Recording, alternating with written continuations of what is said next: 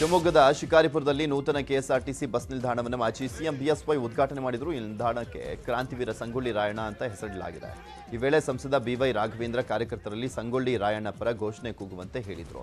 ರಾಯಣ್ಣ ಹೆಸರಲ್ಲಿ ಘೋಷಣೆ ಕೂಗ್ರೋ ಅದನ್ನ ಹೇಳಿಕೊಡಬೇಕಾ ಅಂತ ಕಾರ್ಯಕರ್ತರಿಗೆ ಗರಂ ಆಗಿ ಹೇಳಿದ್ರು. 4 ಕೋಟಿ ಖರ್ಚು ಮಾಡಿ ಬಸ್ ನಿಲ್ದಾಣ ನಿರ್ಮಿಸಿ ರಾಯಣ್ಣ ಹೆಸರಿಟ್ಟಿದ್ದೀವಿ, ಘೋಷಣೆ ಕೂಗಿ ಅಂತ ರಾಘವೇಂದ್ರ ಹೇಳಿದರು. ಮಾಜಿ ಸಿಎಂ ಯಡಿಯೂರಪ್ಪ ಬಸ್ ನಿಲ್ದಾಣ ಉದ್ಘಾಟಿಸಿದ ಬಳಿಕ ಮಹಿಳೆಯ ಬಳಿ ಬಿಎಸ್ವೈ ತೆರಳಿದ್ರು. ಈ ವೇಳೆ ನಕ್ಲಸ್ ತೋರಿಸಿ ಬಿಎಸ್ವೈ ತಮಾಷೆಯನ್ನ ಮಾಡಿದರು.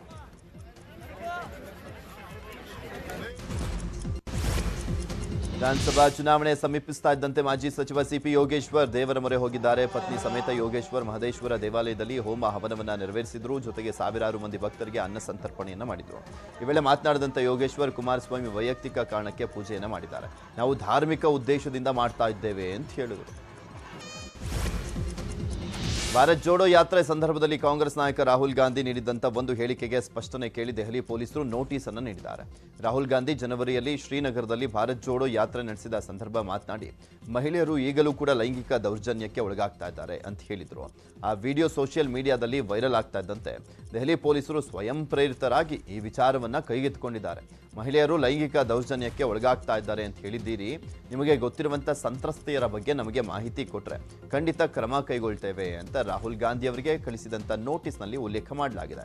ಇದೇ ವಿಚಾರ ಈಗ ಕಾಂಗ್ರೆಸ್ ಬಿಜೆಪಿ ನಡುವೆ ವಾಕ್ಸಮರಕ್ಕೂ ಕೂಡ ಕಾರಣವಾಗಿದೆ. ದೇಶದ ಪ್ರಜಾಪ್ರಭುತ್ವ ಟೀಕಿಸಿರುವುದಕ್ಕಾಗಿ ಕ್ಷಮೆ ಯಾಚಿಸಬೇಕು ಅಂತ ಬಿಜೆಪಿ ಬಿಗಿಪಟ್ಟನ್ನು ಹಿಡಿದಿದೆ. ಇದರ ನಡುವೆಯೂ ಕೂಡ ಕಾಂಗ್ರೆಸ್ ಸಂಸದ ರಾಹುಲ್ ಗಾಂಧಿ ಲೋಕಸಭೆಯ ಕಲಾಪಕ್ಕೆ ಹಾಜರಾದರು. ಆದರೆ ಕಲಾಪ ನಡೆಯದೆ ಅವರಿಗೆ ಮಾತನಾಡುವಂತ ಅವಕಾಶ ಸಿಗಲಿಲ್ಲ. ರಾಹುಲ್ ಕ್ಷಮೆ ಕೇಳಬೇಕು ಅಂತ ಬಿಜೆಪಿ ಮುಂದುವರಿಸಿದಂತ ಪ್ರತಿಭಟನೆಗೆ ಪ್ರತಿಯಾಗಿ ಅದಾನಿ ವಿಷಯ ಜೆಪಿಸಿ ತನಿಖೆಗೆ ಒತ್ತಾಯಿಸಿ ವಿರೋಧ ಪಕ್ಷಗಳು ಸಂಸತ್ತಿನ ಸುತ್ತ ಮಾನವ ಸರಪಳಿಯನ್ನು ರಚಿಸಿ ಪ್ರತಿಭಟನೆಯನ್ನು ಮಾಡಿದರು. ಇದರಿಂದ ಸಂಸತ್ನ ಉಭಯ ಸದನಗಳಲ್ಲಿ ಸತತ 4ನೇ ದಿನವೂ ಕೂಡ ಕಲಾಪ ಬಲಿಯಾಗಿದೆ.